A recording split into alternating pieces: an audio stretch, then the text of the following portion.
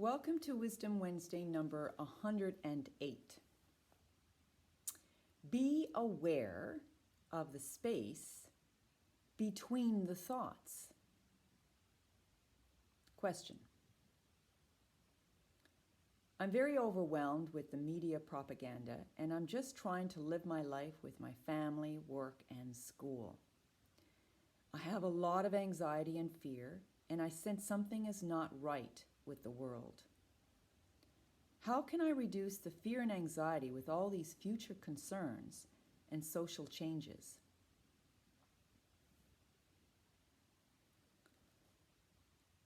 The answer is meditate.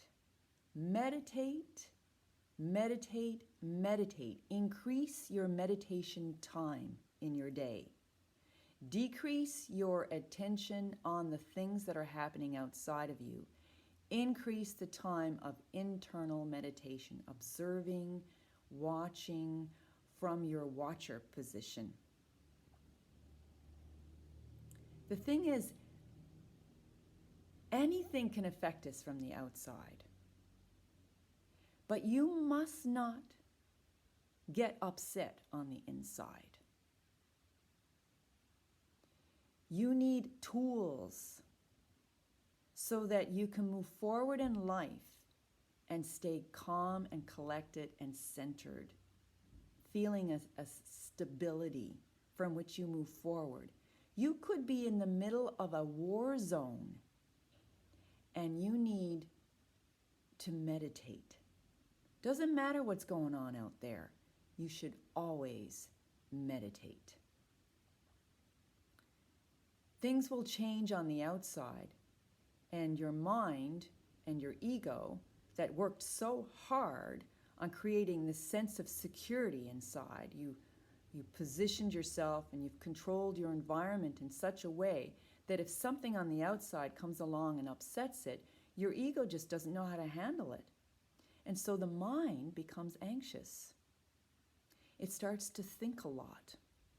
You start to have a lot of thoughts, and then fear comes in because now your sense of security that you thought you created is now being upset.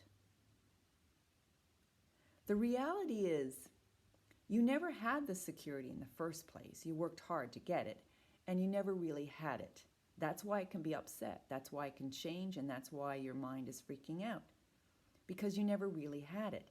The only place you can find that is in that state of meditation. Where do you go in that meditation?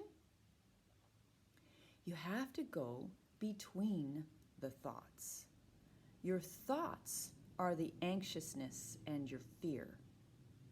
And the content of thoughts are very limited. They only get parts of the whole. That's what a thought is. It's only a little segment, a little part. You get a glimpse of the whole, this small little part of it. So you can't believe your thoughts. You should never believe your thoughts. As a matter of fact, you should always question your thoughts. What you do instead is when you meditate, you sit down, close your eyes, and you'll start to notice a lot of thoughts coming, because that's the nature of the mind. Whenever there's a moment, it'll just flood you with a whole bunch of thoughts. But you have to sit longer and longer and longer so that when your thoughts come, you develop this watcher ability. And that watcher will start to put attention on the space between the thoughts. It's the space that you want to put your attention on.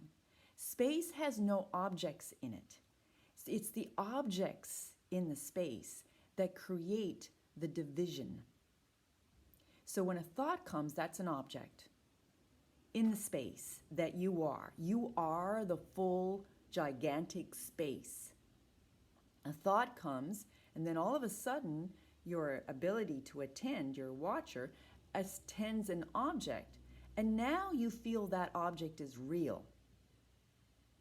What you need to do is cultivate your truth, your essence, as spaciousness. When you get that sense of oneness and that wholeness and completeness and that vast, expanded space, And you get cultivated in it, which means you get established in it, and that becomes the premise from which you observe the world. Then things start to happen, like coincidence, synchronicity, because you're starting to raise your vibration to such a place where everything is in a space of oneness. And when the closer you get to oneness, you start to see how you have a thought and then it becomes real. Or you intend for something and then it unfolds. You wish for something and it unfolds. Why? Because your vibrational level is higher. It's more in relation to space, openness. It's less content. You're overwhelmed because you're just overwhelmed with all the information of this age of information. We are overwhelmed with too much information. We can't put it in. The thoughts cannot handle it all. Our nervous system can't handle 1,000,000 thoughts a second. So you put your attention on the space.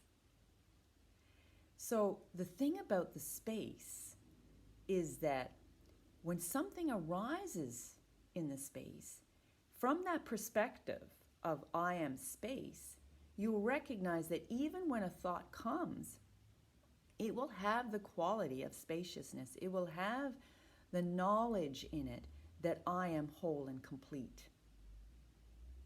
So there's this chant that we sing sometimes. It goes like this. Om Purnamada Purnamidam Purnat Purnam Udachyate Purnasya Purnamadaya Purnamevavashishyate. The field of unstruck sound is one. From that sound everything has come. Take from the whole and the whole remains whole.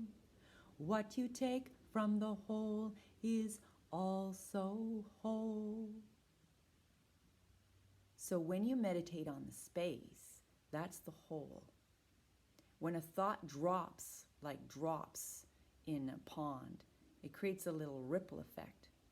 But because your background knowledge of who you are is space, you'll start to see that drop as also spaciousness. So it will not have an alarming effect on you. As a matter of fact, it will have the opposite. It'll have a revelational effect on you. It'll be like that piece of information, that piece of the puzzle that you didn't know will awaken you. You will have this aha moment, like, oh, yeah. So the less information you have coming in, the better. And the more concentration on the space, the better. So when things do come, you'll hear it and feel it and understand it from a high perspective. So your job now is to meditate on the space between the thoughts. So when you sit and meditate, empty the mind of thoughts. Every time a thought comes, let it go. Question it. Is this true? Is this true? No. No thought is true because it's only part. It's a part of the whole. Eventually, when you establish as space, when a thought comes, you'll see it as space, not as something real.